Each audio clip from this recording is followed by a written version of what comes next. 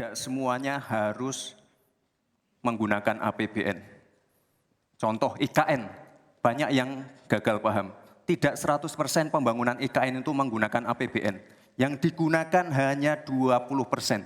Sisanya adalah investasi dari swasta dan investasi dari luar negeri. Ini yang banyak yang gagal paham. Begitulah klaim Gibran terkait sumber pendanaan pembangunan Ibu Kota Nusantara.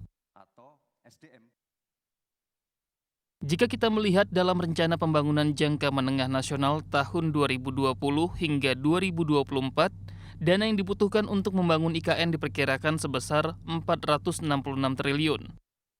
Berdasarkan situs resmi IKN, pembiayaan dari APBN ditetapkan sebesar 89,4 triliun atau 19,18% dari total dana yang dibutuhkan. Sementara sisanya berasal dari BUMN serta BUMD sebesar 123,2 triliun dan kerjasama pemerintah dengan badan usaha dan swasta yang ditargetkan sebesar 253,4 triliun. Pemerintah telah merealisasikan anggaran pembangunan IKN pada 2022 sebesar 5,5 triliun, sedangkan di tahun 2023, pemerintah mengalokasikan anggaran pembangunan IKN sebesar 29,4 triliun.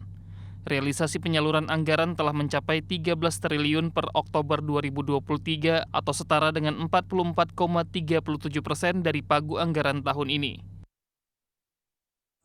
Berdasarkan Undang-Undang tentang Ibu Kota Negara, disebutkan bahwa IKN bisa mendapatkan pendanaan berupa pemberian tambahan penyertaan modal negara yang diberikan melalui Badan Usaha Otorita IKN.